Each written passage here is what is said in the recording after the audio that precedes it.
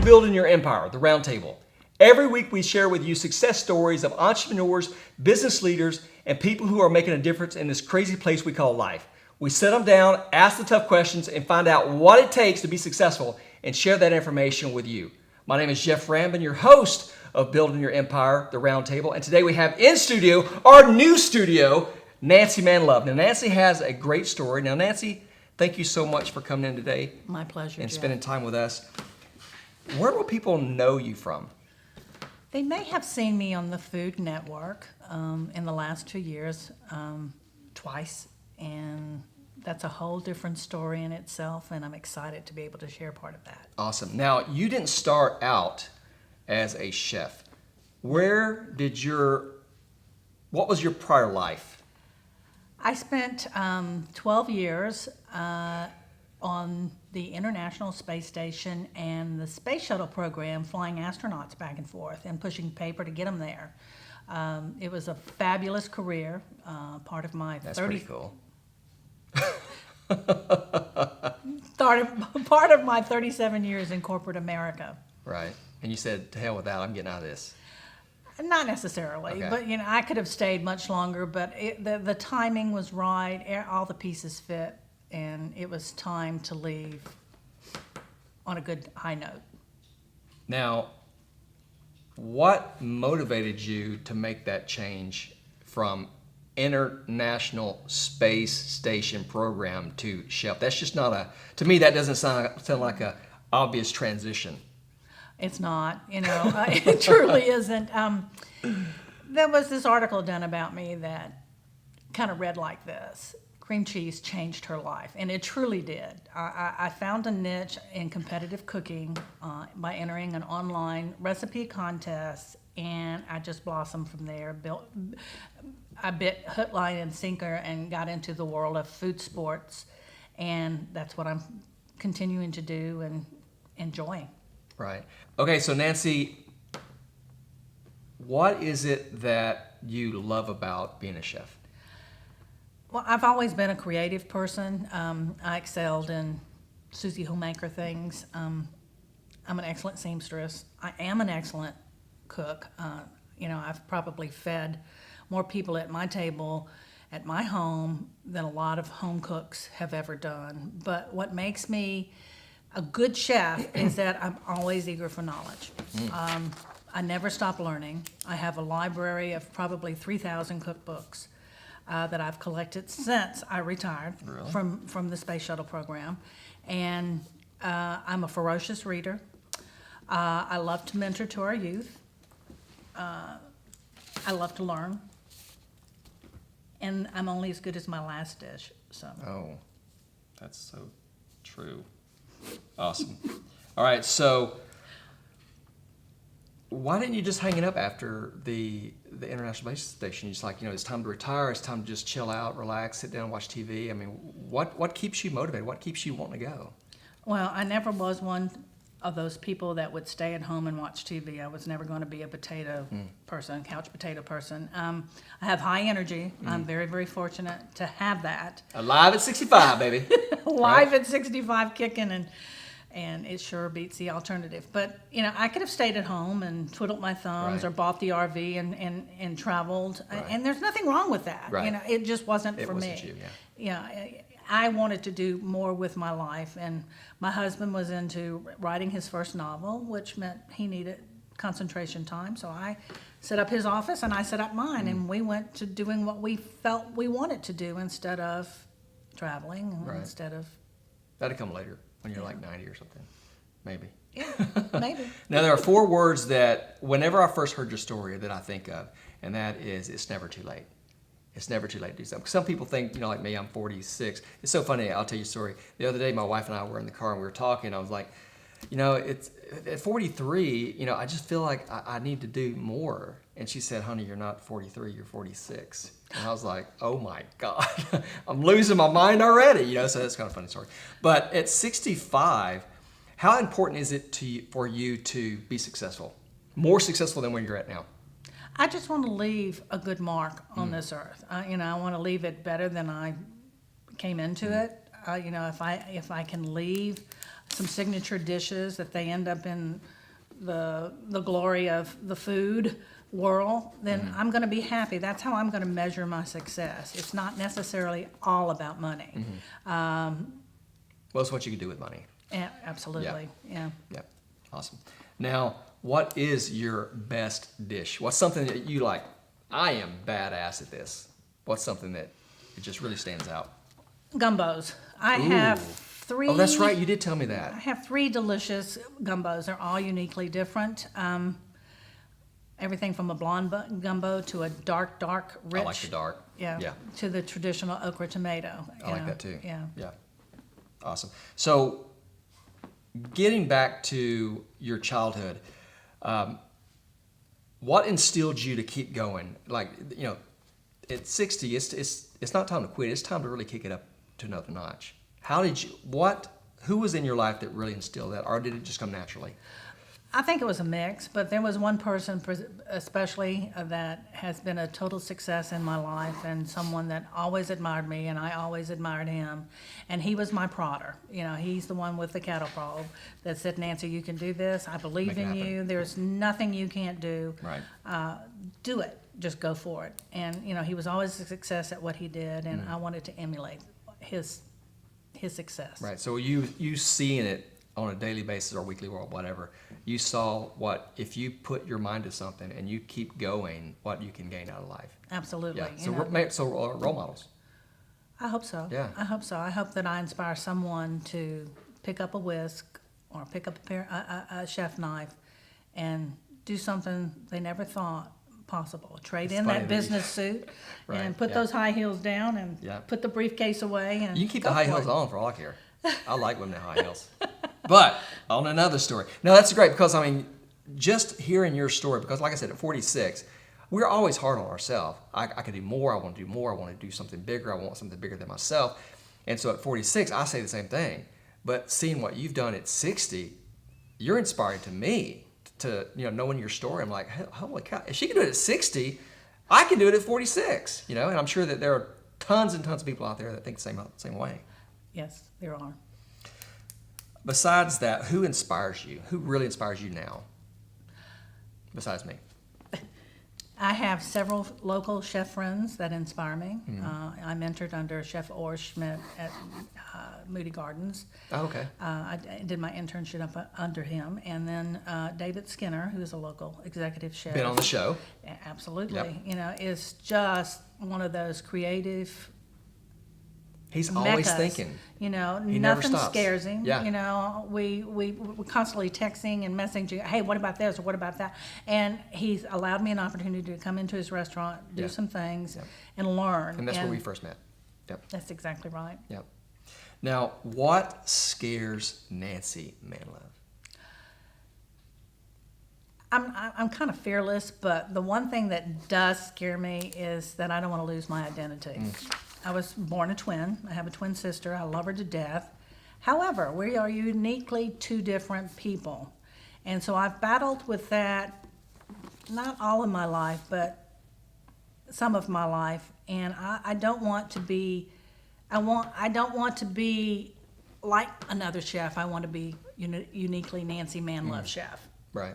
Now, is it enough just to be a good cook, or do you have to market yourself? The key to being a good cook is having passion. On the networks, though, in public eye, how does someone that says, hey, you know, watching this show today, and they want to be just like Nancy, they want to go out there and do those things, but they want to go beyond their home. They want to be successful. They want to be famous. They want to be in the network, the Food Network. How do they do that? Well, they have to have that hunger. Okay. They have to have the passion, because people can tell when you don't cook from the heart. They can tell when it's just throw it on the plate, slop it on the plate. It shows in what they deliver. It shows in how they convey that message in their food and their flavors to the public.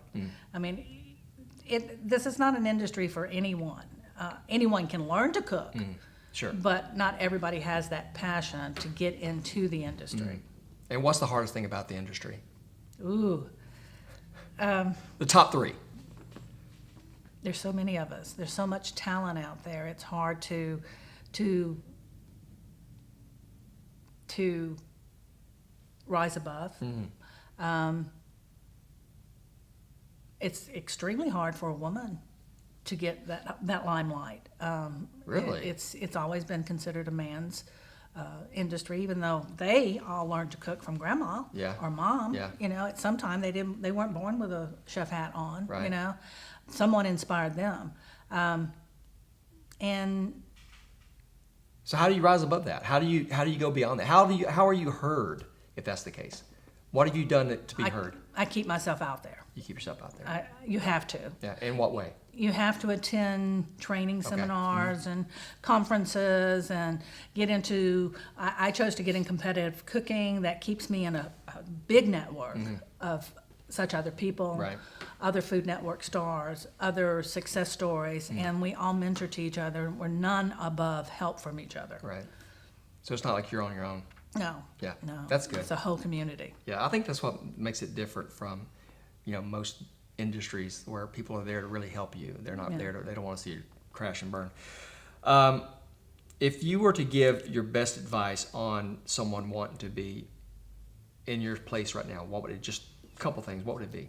Be willing to do the hard work. Okay. Be willing to pay the dues.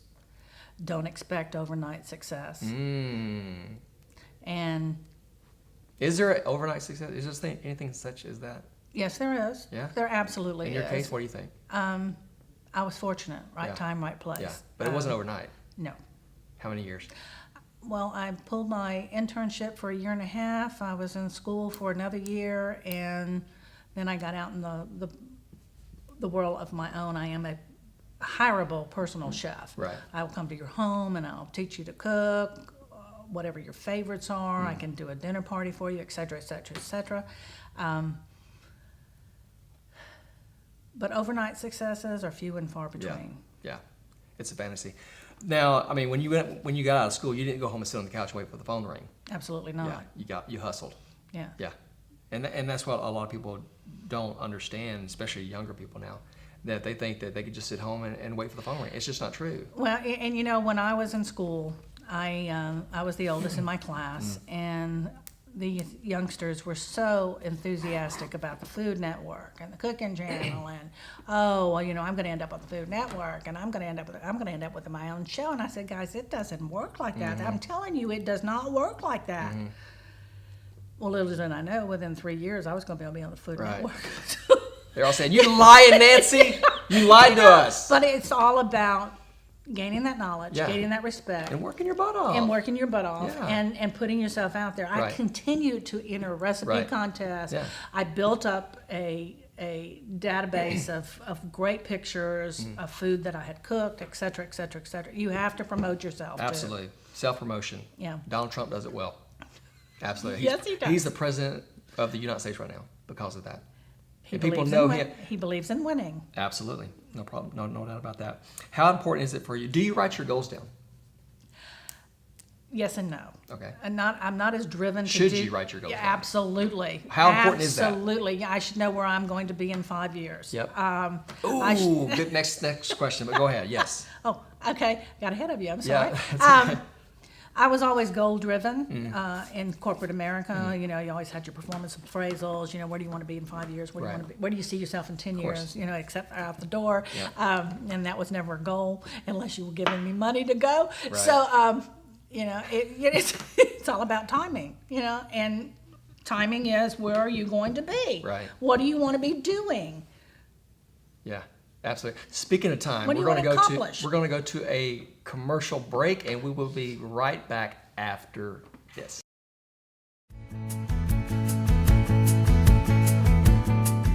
You work hard, so isn't it time you rewarded yourself with that new bed, sofa, or dining table?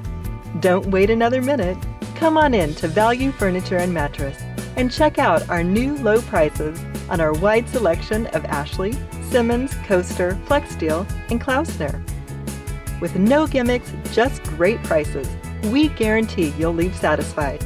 Check us out at valuefurnituretx.com or stop in to our Pasadena, Pearland, or Webster locations. And remember, at Value Furniture and Mattress, no gimmicks, just great prices. Welcome back to Building Your Empire, the Round Table. Again, we have in studio Nancy. Now, Nancy Manlove, what is in your near future? What are some things that you got going on, lady? Well, I've got the opportunities of a brand new cooking show, and I've got the opportunities of being an ambassador for 2 brands that's coming up. Nice. Yeah, Paying the bills, baby. absolutely. More competitive cooking, more food sports, some high-end catering opportunities, and I try to stay busy, and it's nice to have some free time and some busy time. Right. So, It's always better to be busy. Yes, It keeps you out of trouble. Yes. I know that for a fact. Now, a while ago, before our break, I asked you how important or do you write down your goals? And you kind of went into that. But I totally believe that I've gained more success in a shorter period of time when I wrote my goals down. And when I felt that I was losing traction is when I stopped writing them down. I have a vision board that's in my closet that I should be hanging up, that I have actual pictures of things that I want to achieve in my life. And people think, well, that's hokey pokey, but all that really is nothing more than a daily reminder that that's where I want to go. right.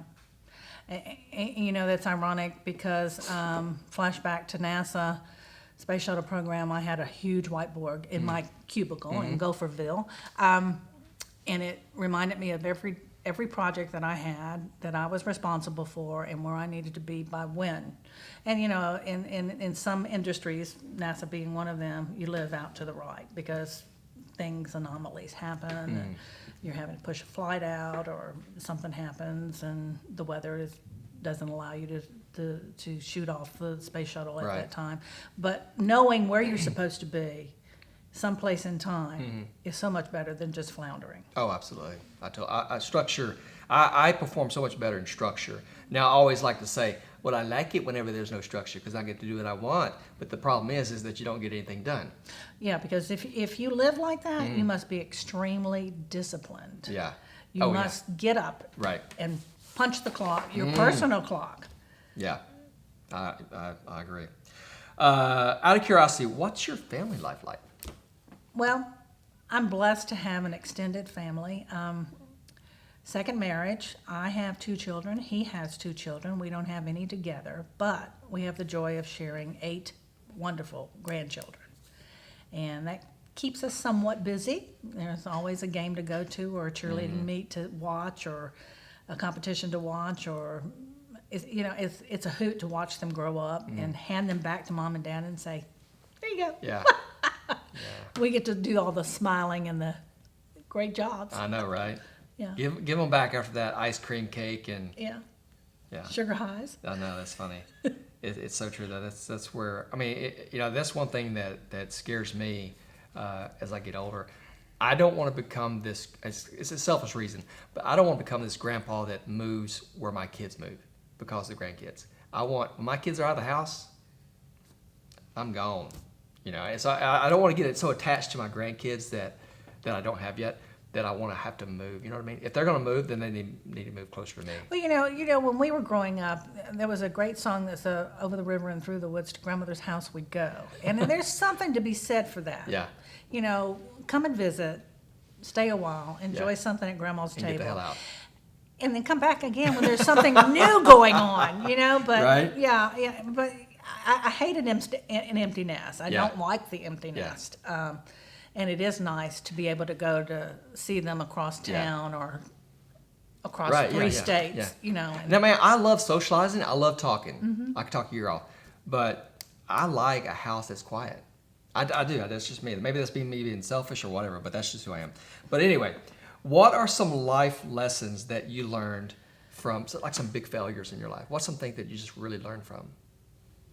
Because it's not always about achieving Absolutely. your goals. You got some bumps in the road. On the light side, never mix chocolate and lemon together in a cake. It just does not work. Julie. Right? Anyway, Yeah, wow. that's a whole nother story. Yeah. Choose your battles wisely. A very wonderful, successful. again? I don't wanna miss Choose your battles wisely. Ooh.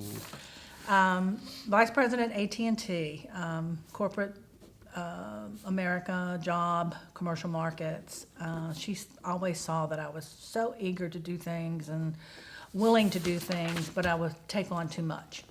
Yeah. Take on too much, and then you lose your focus because you've got too much on your plate. And why did you do that? I You want to please? You're a pleaser. could be, Yeah. could be. You know, I figured there wasn't anything I couldn't do, and she just told me one time, Nancy, sometimes we have to choose our battles wisely. Sometimes you gotta You say no. can't win Yep. them all. Yep. Yep. Absolutely. So, where do you see yourself in 5, 10, 15 years? Well, I'm inspired to one day have the success story that I hope and dream about. What does that look like? Well, you know. Tell me. Spill it. You know, I'd like to be a James Beard Award winner. Oh. Yeah, I'd like to have my cookbook recognized by James Beard. Yeah.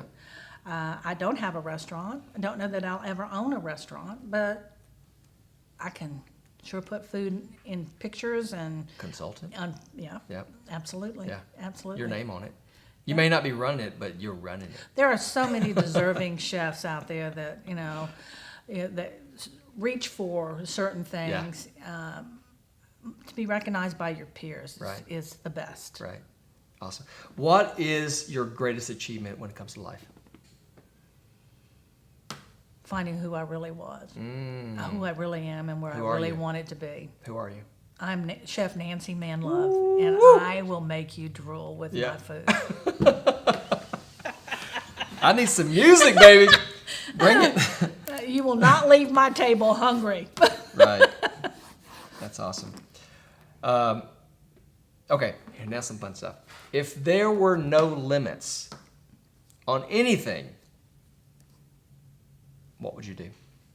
No limits. I mean, of anything. Gravity, living forever, money, it doesn't matter. What would you do? In the words of a great astronaut, failure is no option. Right? Right? Oh, yeah. I would travel. I would travel and experience the cuisines of the world firsthand.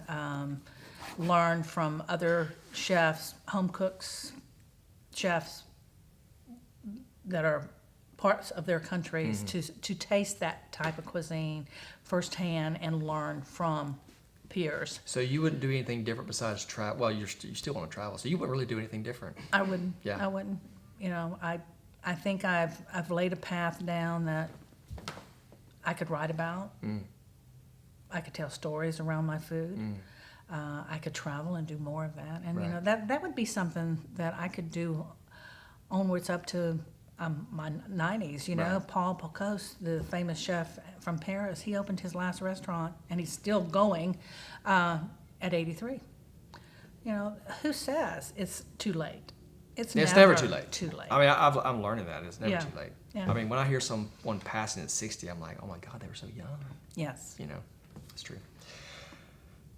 If you could get any question answered, any question in this universe, what would that answer be? I want them to put this question to bed. Which came first, the chicken or the egg? Because That's your question?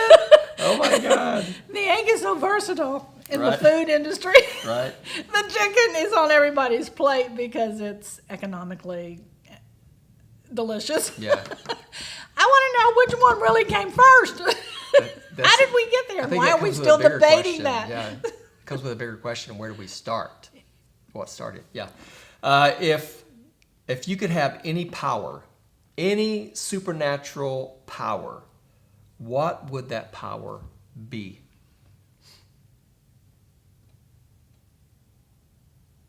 That's a good one, Jeff. That's a real good one. I would like to see a snippet of my life in 5 years, a snippet of my life in 10 years.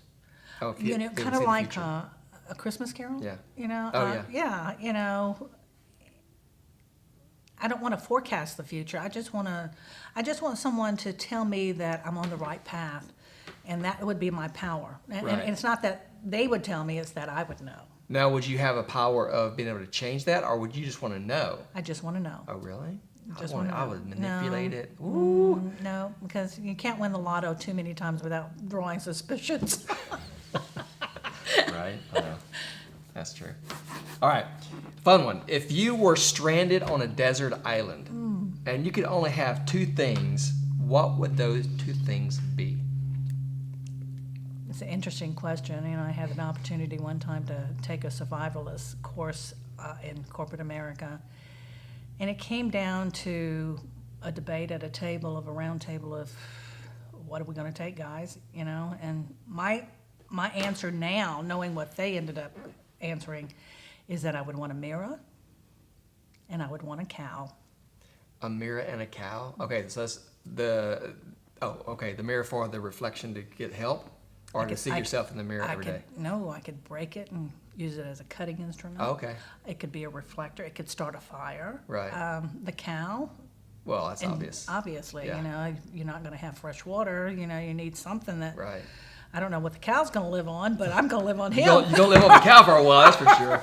Or her. That's for sure. Is there anything else that you want to talk about that I missed? You'll just have to invite me back, and we'll have to do another round table because I'm full of surprises. Awesome.